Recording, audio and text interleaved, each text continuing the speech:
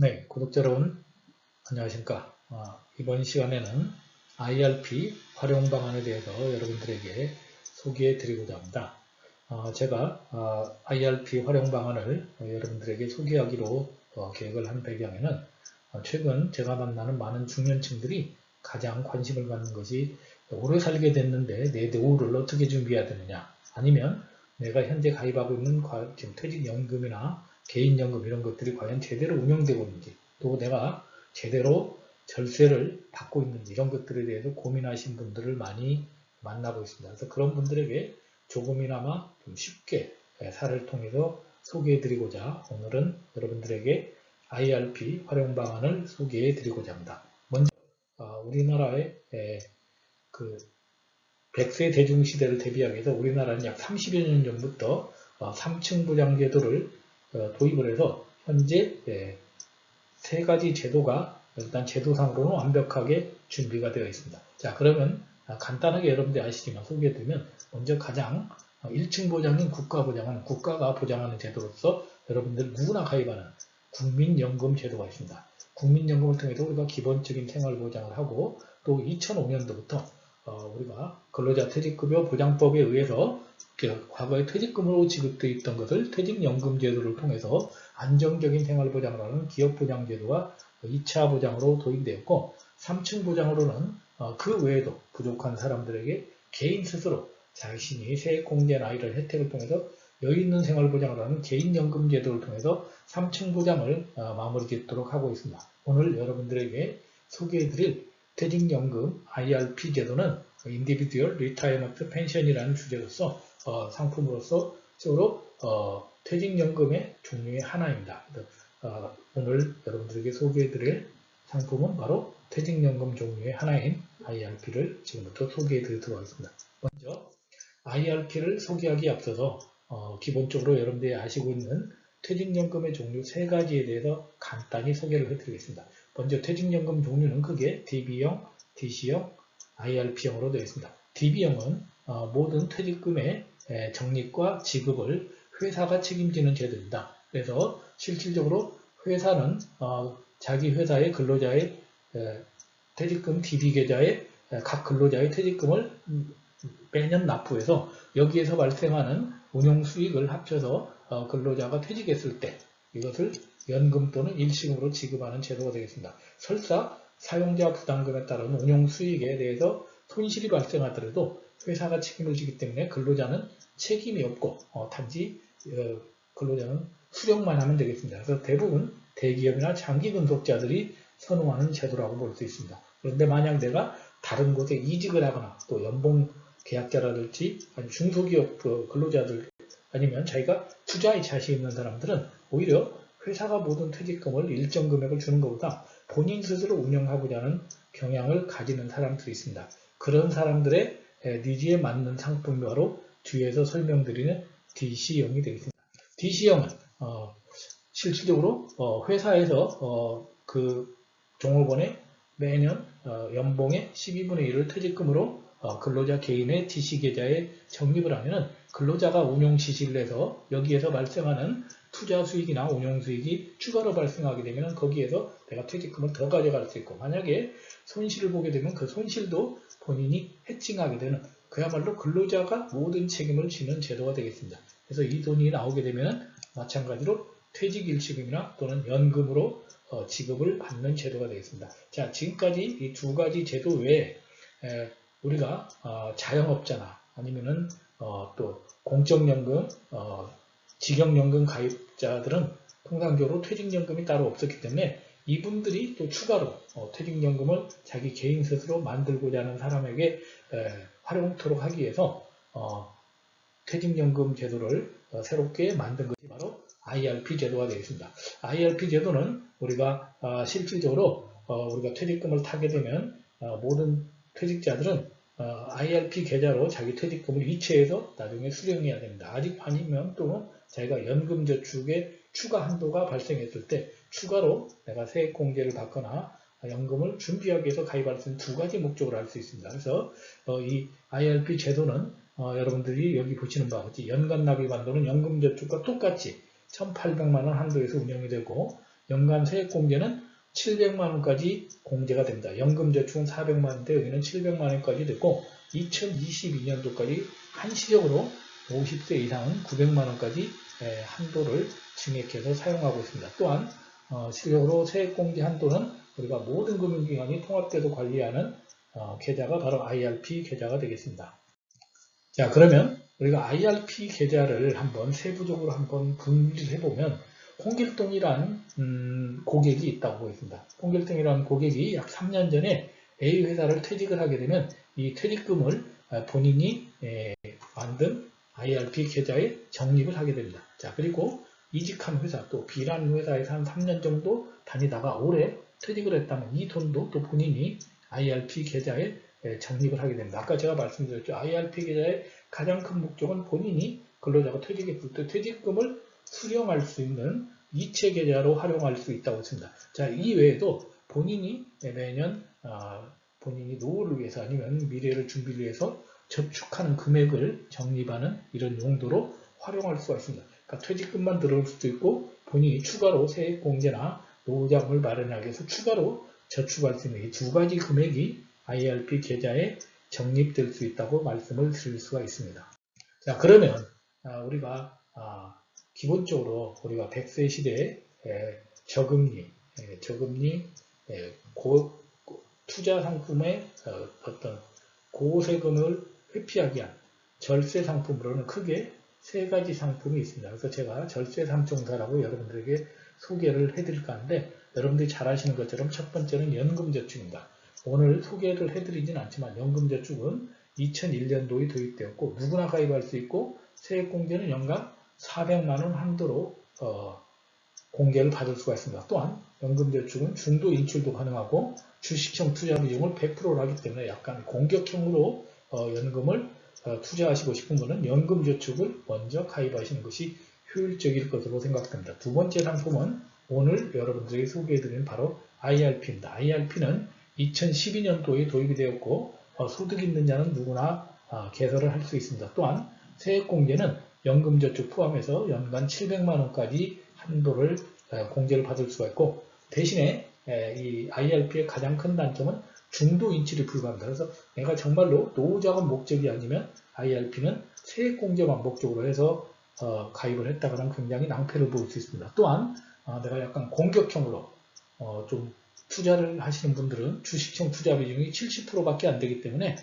약간 이 IRP 계좌는 원리금 보장을 좀 추구하는 안정 추구형들이 개설을 하는 것이 훨씬 효율적이라고 생각됩니다. 그리고 오늘 소개를 안 드리고 제가 다음에 소개를 해드릴 상품이 ISA입니다. ISA는 2016년에 도입이 된 계좌로서 19세 이상 누구나 가입이 가능하고 15세 이상이면 소득이 있는 경우도 개설이 가능합니다. 또한 이 ISA는 가장 좋은 방식이 바로 누적통산 손익 200만원까지는 비과세가 되고 이게 초과가 된다 하더라도 9.9% 분리과세가 되기 때문에 우리가 종합소득에 대해서 굉장히 부담을 갖고 계신 분들이 이 ISA를 활용해서 절세를 활용하시는 금융투자소득세를 앞으로 절감할 수 있는 좋은 계좌라고 생각합니다. 또한 이 ISA는 중도 인출이 원금 기준에서 가능하기 때문에 또 목돈을 인출하고 또 유용하게 활용하는 데는 좋은 장점이 있다고 생각합니다. 이 세 가지의 상품 중에서 내가 나한테 맞는 목적으로 적절하게 활용을 하시면 아마 여러분들이 절세도 누리면서 여러분들의 노후자금이나 투자 목적을 달성할 수 있는 효율적 방안이 되지 않을까 생각합니다. 오늘은 이 세 가지 중에서 IRP를 중심으로 여러분들에게 소개를 해드리고 있습니다. 자, 그러면 IRP는 기본적으로 크게 두 가지의 우리가 혜택이 있습니다. 첫 번째는 납입기간 중에 바로 세액공제를 하게 됩니다.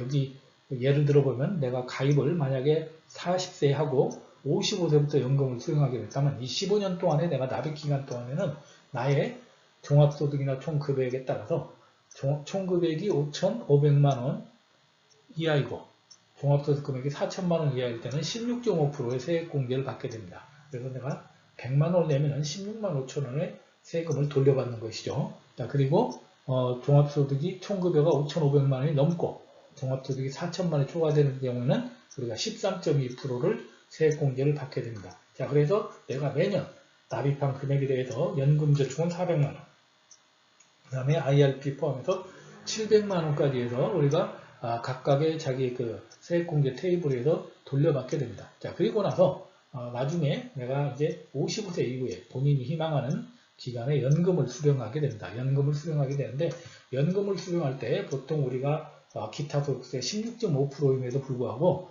이 연금저축은 연금을 수령할 때는 오히려 연금을 굉장히 소득세를 굉장히 낮춰줍니다. 그래서 단지 단서 조건은 우리가 납입 기간은 최소한 5년 이상을 납입해야 된다는 기본 조건을 충족해야 되고, 또 실적으로 연금 수령은 최소 10년 이상 수령해야 된다. 이 기본 조건을 충족시켰을 때 이런 혜택을 드릴 수 있다는 걸 말씀드립니다. 그래서 실질적으로 연금 수령을 예를 들어서 확정형으로 하느냐 종신형에 따라서 달라집니다만, 확정형으로 했을 때는 69세까지는 5.5%, 70에서 79세는 4.4%, 80세 이상 때는 3.3%이고, 종신형일 경우에는 79세 이하까지는 4.4%, 80세 이상에는 3.3%로서 저율과세가 됨으로써 과세 이연으로 또한 복리효과와 또 저율과세로 인한 굉장히 절세 효과를 누릴 수 있는 획기적인 상품입니다. 단지 연금저축과 IRP의 차이점은,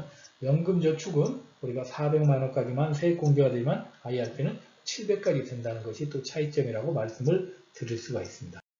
자, 그러면 우리가 이제 연금저축과 IRP를 우리가 다 가입하는 목적은 세액공제의 목적도 있지만 내가 나중에 연금을 수령해서 노후를 마련하는 것인데, 만약에 이것을 본인이 중도에 해지를 하게 되면 정부에서는 원래의 목적을 제대로 이행을 하지 못했기 때문에 거기에 대해서는 페널티를 부과하게 됩니다. 그 손실 부분에 대해서 한번 사례를 통해서 살펴보시면, 홍길동이라는 근로자가 있는데 이분이 연봉이 6천만 원입니다. 6천만 원이면 이분은 세액공제를 13.2%를 받을 수가 있겠죠. 이분이 2022년도에 700만 원을 납입했다면 700만 원에 대해서 연말에 13.2%도 92만 4천 원을 돌려받게 됩니다. 자, 그리고 이 700만 원에 대해서 운용 수익이 발생한 것이 만약 2%가 발생했다면 이분은 14만 원을 또 벌어들이게 되겠죠. 그러면 이분은 이 두 가지를 합치면 총 이 1년간 납입한 700만 원으로 총 벌어들인 것은 106만 4천 원의 이익을 벌어들이게 됩니다. 자, 그러면 이분이 언젠가 이 돈을 연금으로 타게 되겠죠. 그래서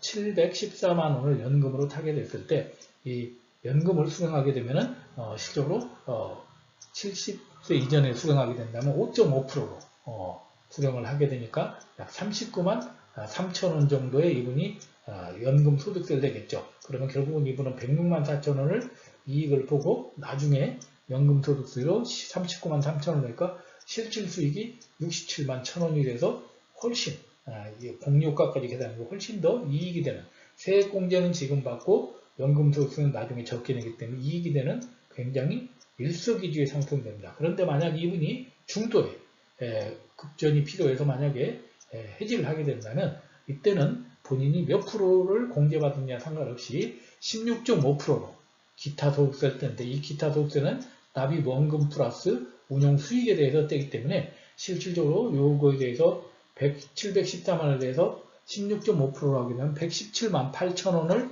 우리가 기타 소득세로 한꺼번에 토해내야 되니까 오히려 세액공제를 받고 수익을 얻은 것보다 손실이 11만 4천 원이 발생합니다. 결국은 이 표가 의미하는 바는 뭐냐?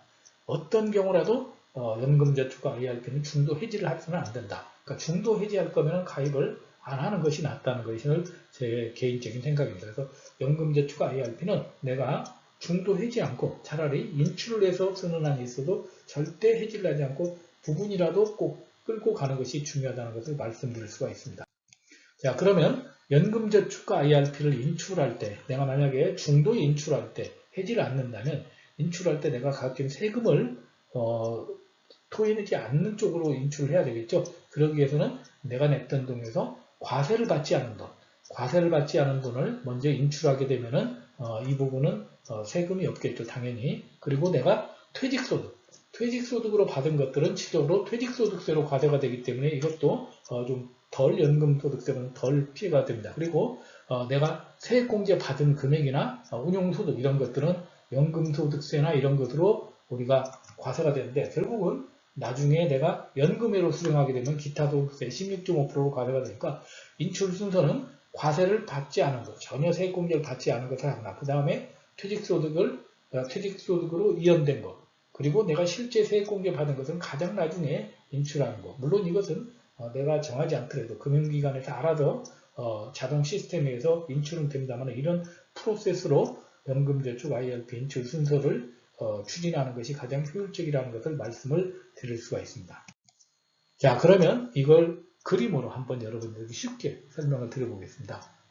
또 홍길동이라는 분이 만약에 지금 해지를 하게 됐을 때 세금이 부과되는 것은 모든 타는 돈에 대해서 다 부과되는 것이 아니라 그분이 세액공제 받은 돈도 있을 것이고 세액공제 안 받은 돈도 있을 것이고 IRP 수익금 이 세 가지가 있다면 실질적으로 세금을 내는 것은 이 1번과 3번 세액공제 받은 돈과 IRP 수익금에 대해서만 기타 소득세 16.5%를 부과하게 된다는 거. 그래서 이걸 부과를 하게 되고 실질적으로 나는 13.2%로 세액공제를 받았다 하더라도 16.5%를 떼게 되고 16.5%로 세액공제를 받아도 16.5% 뗄까. 결국 이 말은 무슨 말이냐면 고소득자, 연봉 5,500만원 이상, 그 다음에 종합소득 4천만원 이상자 같은 경우는 내가 세액공제는 13.2%를 받았지만 해지를 하게 되면 16.5% 고율 과세와 기타 소득세를 떼니까 그런 부분도 잘 고려해서 해지를 고려한다면 IRP나 연금저축은 가입을 가급적이면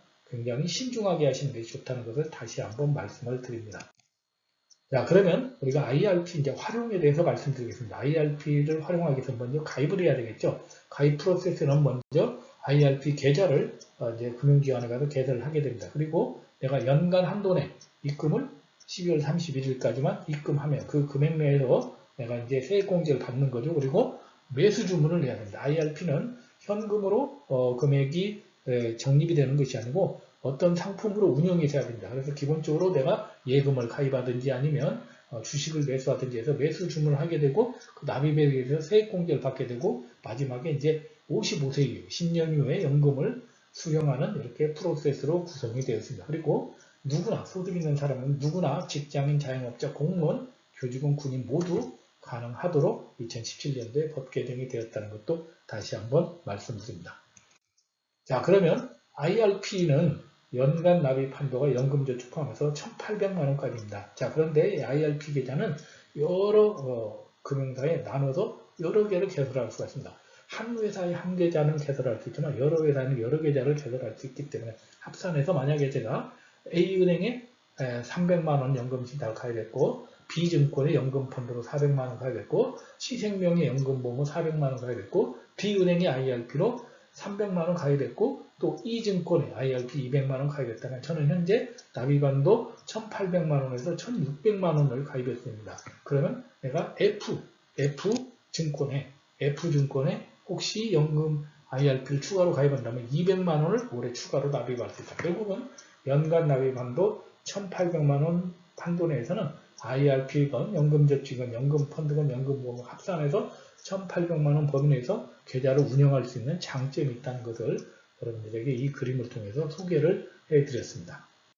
자, 그러면 우리가 IRP를 가입하는 사람들의 가장 큰 목적이 노후자금을 만드는 것도 목적이지만 아마 세액공제일 겁니다. 그래서 세액공제는 앞에서 설명드린 것을 다시 한번 세분화해드리면 총금액과 종합소득금액에 따라서 총금액이 5,500만원 이하이고 4,000만원 이하일 때는 세액공제율이 16.5%이고 원래는 700인데 최대 900까지 우리가 공제가 되죠. 총 900까지 우리가 공제가 됩니다.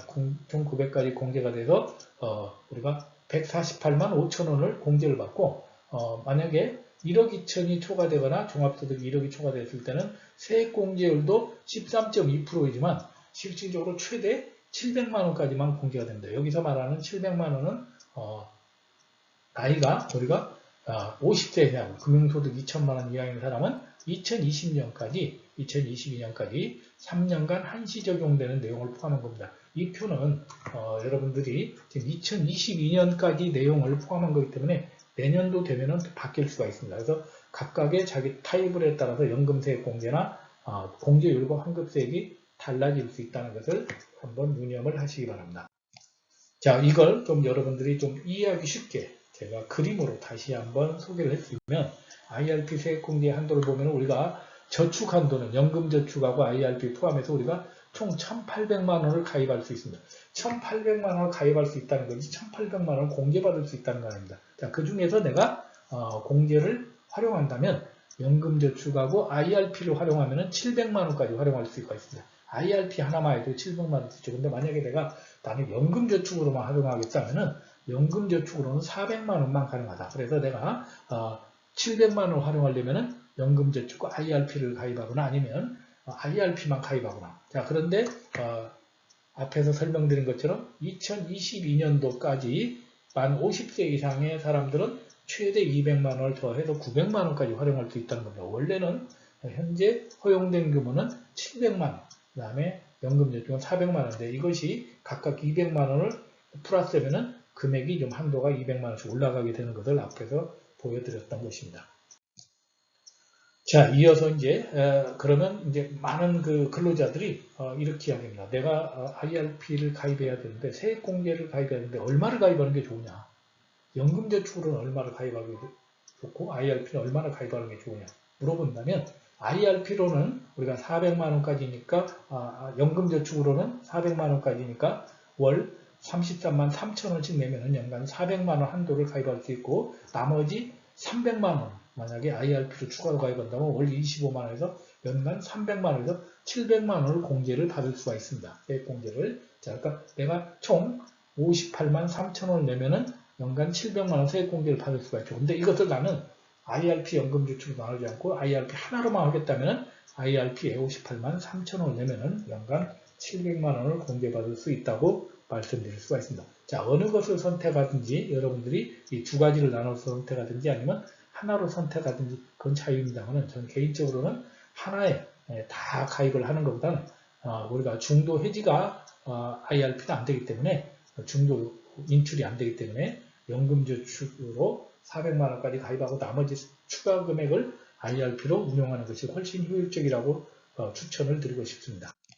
자, 그러면 이제 실질적인 사례 한 3가지 사례를 가지고 여러분들에게 연금저축을 가입하는 것이 나은지 IRP를 가입하는 것이 나은지 아니면 IS를 가입하는 것이 나은지 개별적인 사례를 통해서 설명을 드리고 오늘 여러분들에게 동영상을 마치도록 하겠습니다. 자, 먼저 우리가 세 사람의 사례가 있습니다.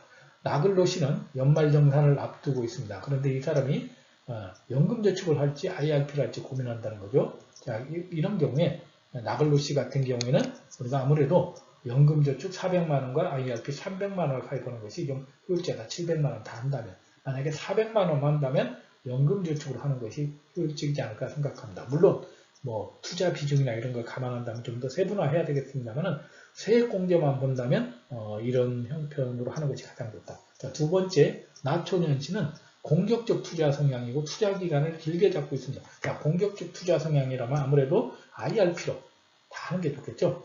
아까 말씀드린 대로 연금저축은 우리가 통상적으로 투자 기간을 길게 잡고 있다. 투자 기간을 길게 잡고 있고 본인이 한다면 우리가 IRP를 하는 것이 효율적이라고 볼 수 있습니다. 세 번째는 향후 사정이 생기면 연금을 일부 인출할 수 있다. 이런 경우에는 우리가 아무래도 연금저축으로 하시는 분이 효율적이라고 생각합니다. 그래서 각각의 본인의 사례에 따라서 연금저축을 할지 IRP를 할지 연금 아니면 합쳐서 분할해서 할지 물론 이것은 정답은 100% 아닙니다만 이렇게 좀 개괄적으로 분류하는 방법이 있습니다. 두 번째 이제 각각의 개인 사례를 통해서 이분들의 솔루션을 통해서 소개를 해드리도록 하겠습니다. 자, 첫 번째 또 사례입니다. 첫 번째 사례인데 나신입 씨입니다. 28살인데 현재 직장에 이제 신입사원으로 들어와서 당연히 연봉이 한 5천도 안 되겠죠. 그래서 결혼 및 주택 마련 위해서 저축과 투자를 고민하고 있고 연말정산이 있으니까 연금저축이나 IRP를 지금 납입하려고 합니다. 자, 이런 경우 이 사람은 연금저축이나 IRP를 납입하는 것이 별로 효율적이지 못하다. 왜 그러냐?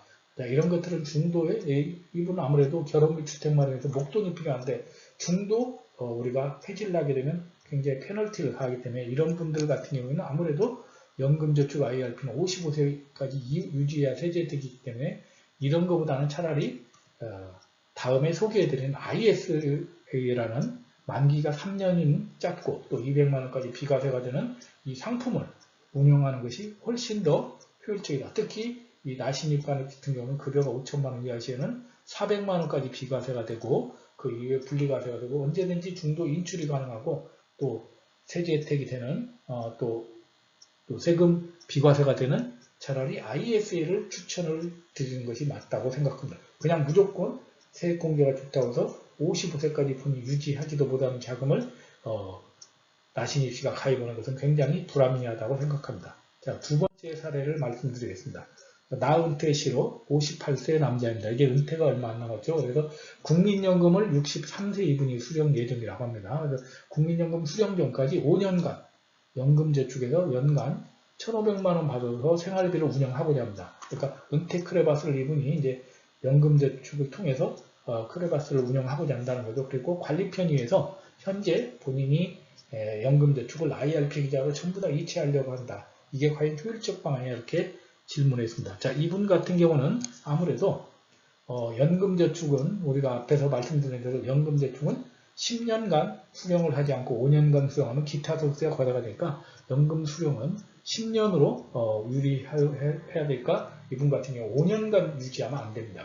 10년 동안 연금으로 수령하도록 제안대를 해드려야 되고 특히 또 연금저축이 1200만원이 넘어가게 되면 분리과세가 되는 것이 아니라 종합과세가 되기 때문에 이분 같은 경우 그런 면에서도 연간 1,500만원씩 5년간 연금으로 받는 것보다는 10년간 참 750만원씩 오히려 길게 받는 것이 훨씬 효율적으로 안내를 드릴 수가 있습니다. 그리고 마지막으로 연금저축과 IRP를 통합할 때 자금의 인출 제한이 있기 때문에 실적으로 본인이 만약에 급한 또 자금이 필요할 경우에 대비해서 굳이 연금저축과 IRP에 나눠져 있는 자금을 굳이 합산을 할 필요가 없다고 말씀을 드리겠습니다. 자, 그러면 연금저축 수령액 연 1,200만원에는 어떤 것들이 포함되느냐 간단히 살펴보시면 연금저축 수령액 1,200만원에 적용되는 것은 여러분들이 받는 국민연금, 직영연금 등은 포함이 안 되고 여러분들이 받는 퇴직금도 포함이 안 됩니다. 단지 포함이 되는 것은 개인연금저축, 개인연금저축에서 발생하는 연금과 본인이 퇴직연금 IRP에 납입한 추가납입액에 대해서만 적용이 되기 때문에 실적으로 내가 연금저축이나 IRP 추가납입액에서 발생하는 금액이 1,200만원을 넘지 않는다면 연금수령액 종합소득에 해당이 안 된다는 것도 말씀을 드립니다. 자, 오늘 이 시간에는 그동안에 우리가 어느 정도 알고 있다고 생각하는 퇴직연금 중에서 IRP 활용 방안에 대해서 소개를 해드렸습니다. 여러분들에게 조금이나마 도움이 되기를 바라면서 이상 강의를 마치겠습니다.